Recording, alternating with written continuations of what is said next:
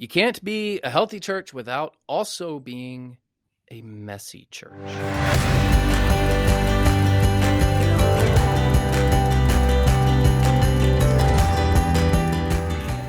Dad, why is every healthy church also messy?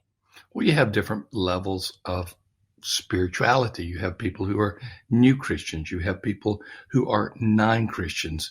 You have people who are mature in their faith, relatively so, and you have people who are not that mature in their faith. And quite frankly, if you have a neat and clean church in terms of the people, you probably don't have a healthy church because you're not bringing in new believers to the church and you're not at different levels of spiritual maturation. I want a messy church. It's a messy problem, but I want a messy church.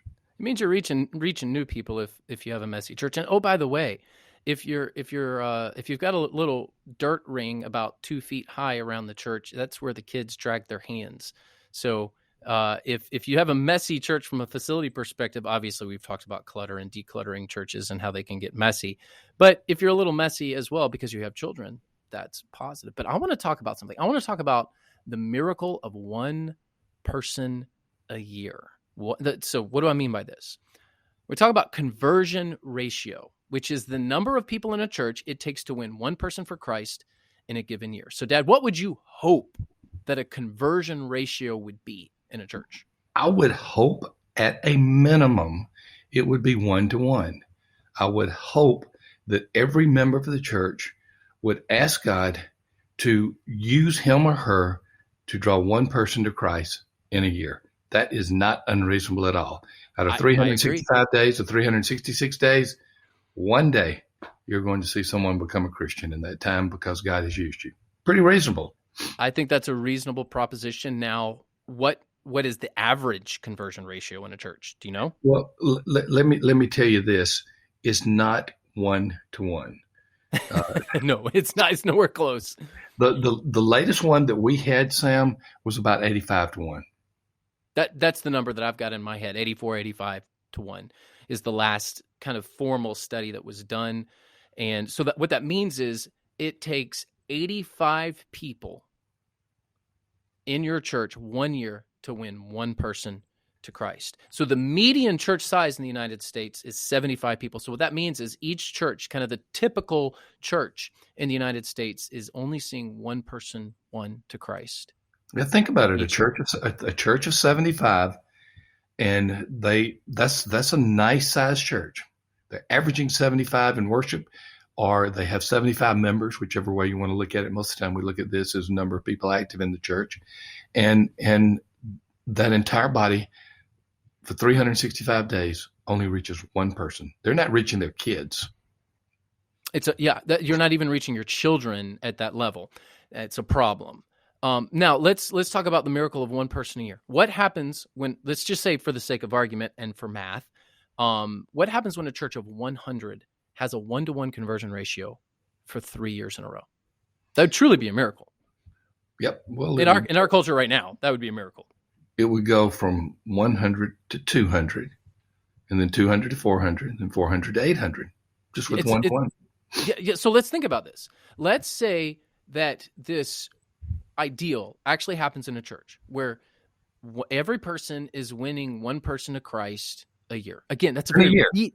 In a year. Yeah, we're not talking a week, a year. Yeah. So very reasonable proposition that everybody in your church would win one person to Christ. So you take a church of 100, and if everyone wins one person to Christ in year 2, you're at 200. And if that miracle happens again, through year 1, it's 200. Through year 2, it goes to 400.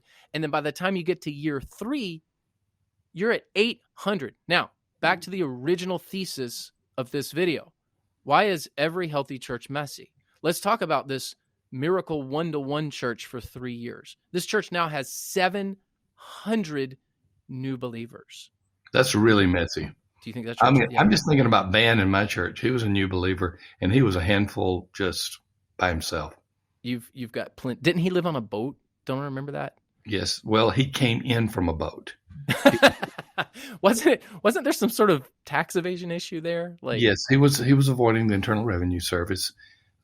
Obviously, he was being tracked because when he finally docked at Boca Ciega, which goes to the Gulf of Mexico, Boca Ciega Bay. They were waiting on him, and shortly after he got out of jail, he wasn't there long, 2 or 3 days.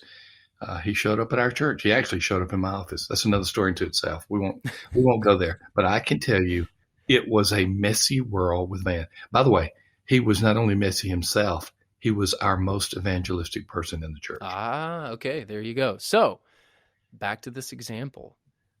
If you have this one-to-one miracle church for 3 years that started at 100 and now you're 800 and 700 are new believers, only 12.5%, assuming that all 100 to begin with were mature believers, only 12.5% of the church is mature in their faith. But I would argue that that's a very healthy church.